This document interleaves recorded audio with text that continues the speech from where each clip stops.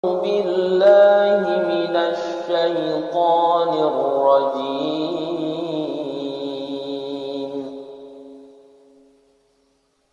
بسم الله الرحمن الرحيم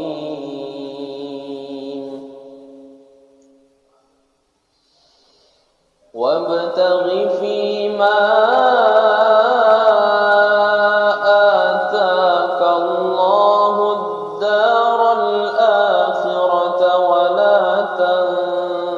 نصيبك من الدنيا وأحسن كما أحسن الله إليك ولا تبغ الفساد في الأرض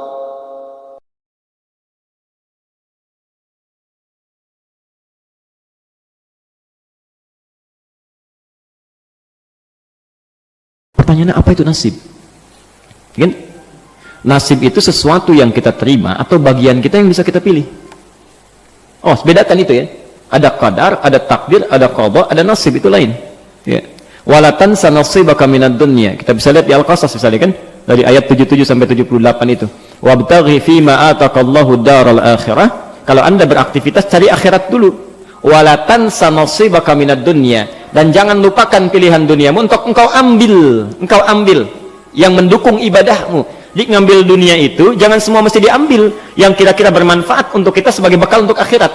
Ya, misal polanya Anda ingin berpakaian, ya, maka yang didahulukan kepentingan akhirat dulu. Bagaimana caranya supaya saya sholat dengan pakaian terbaik, ya? Bagaimana supaya saya ibadah itu pakaian disukai oleh Allah, disenangi oleh Rasulnya. Dunia akan mengikuti. Ini rumus ya, karena saya sering dapat pertanyaan, orang banyak mengeluh rezekinya macet, pekerjaan tidak terbuka dan sebagainya. Rumus Qur'annya, arahkan ke akhirat, dunia akan mengikuti. Saya perhatikan kenapa doa itu jarang terkabulkan dengan cepat. Persoalan utamanya karena seringkali meminta dunia, itu yang jadi keliru ya. Kalau mau cepat, mintakan akhirat, karena kalau minta dunia Anda nyarinya capek. Kalau minta akhirat, Allah yang langsung kasih. Itu dibuka pintu langit, pintu bumi dibuka. La fatahna alaihim barakati minas sama'i wal ard.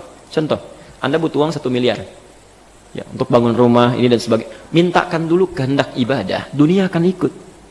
Duhai Allah, sudah 40 tahun hamba hidup Engkau berikan kepercayaan. Hamba sudah syahadat, mencoba dengan baik. Sudah juga salat ya Rabbal Alamin, hamba coba untuk sempurnakan.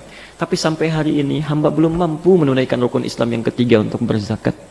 Duhai Allah, sekalipun ajal hamba itu akan dekat, mohon jangan wafatkan sebelum hamba bisa berzakat.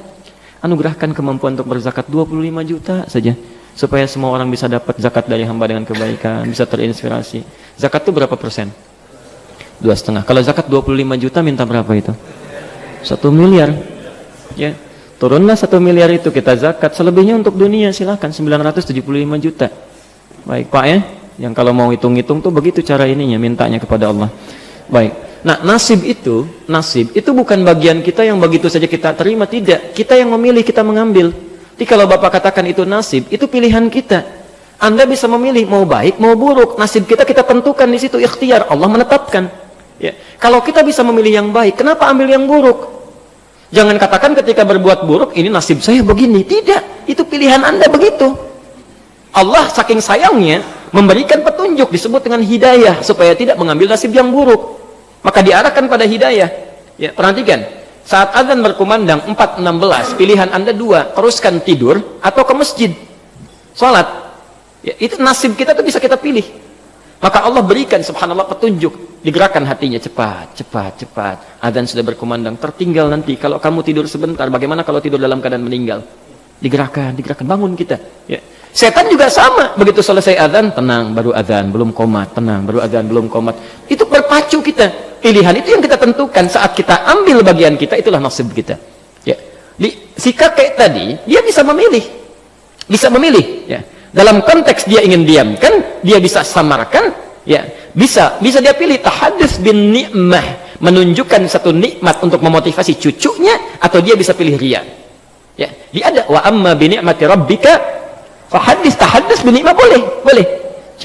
Ini masjid alhamdulillah bisa dibangun. Ya, alhamdulillah dengan izin Allah. Ya, di antaranya dulu kakek pernah diberikan rizki, disalurkan ke sini. Kamu juga dulu nanti kalau punya rizki ya ke depan jangan hidup untuk sendiri saja. Itu boleh, Pak.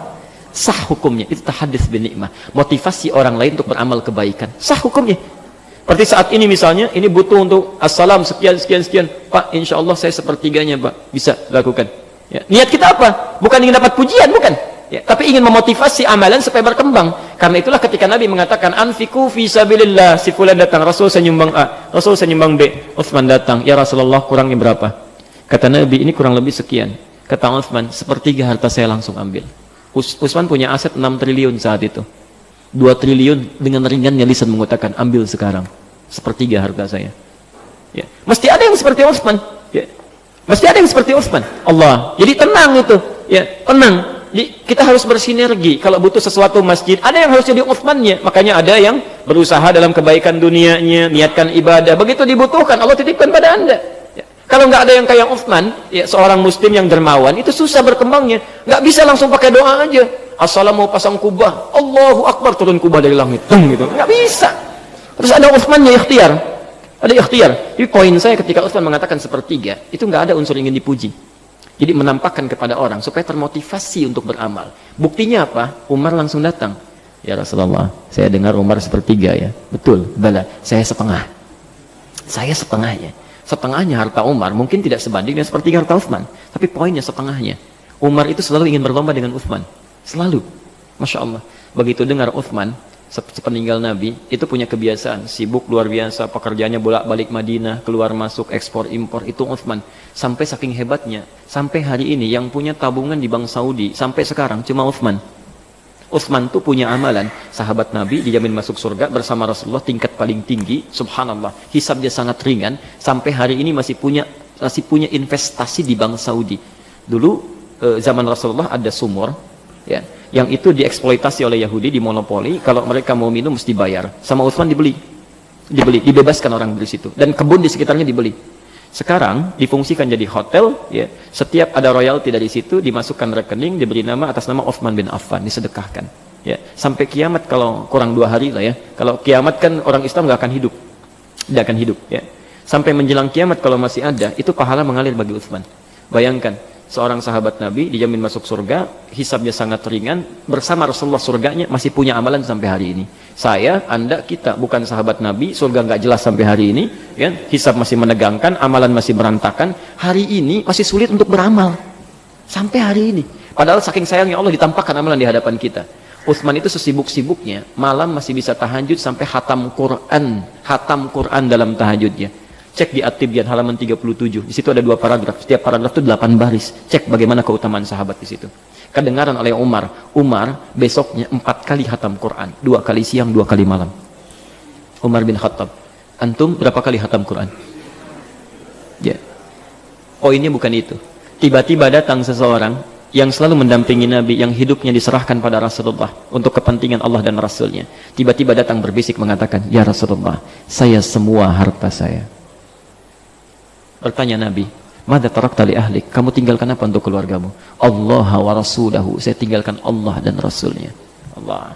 Dipegang tangannya, digenggam, diumumkan pada para sahabat. Abu Bakar, akhi, faman adzahu faqad adzani. Abu Bakar itu saudaraku. Siapa yang mencela dia, mengganggu dia, menyakiti dia, maka dia telah menyakiti saya. Seorang Abu Bakar. Jadi kita bisa memilih, bisa kita beramal kebaikan, membawa orang untuk mengikuti amalan, itu namanya tahadduts bin ni'mah, bisa dengan kata-kata, bisa dengan perbuatan, tapi yang kedua bisa juga riya, kalau ada ingin pujian. Letaknya tipis unsurnya pada pujian, kebanggaan. Ya, kalau kita menampilkan untuk kebanggaan dan pujian, maka jatuh riya. Tapi kalau untuk motivasi orang dan tidak ada motif yang lainnya, maka itu masuk dalam kebaikan. Hadisnya sahih, Muslim nomor hadis 1893.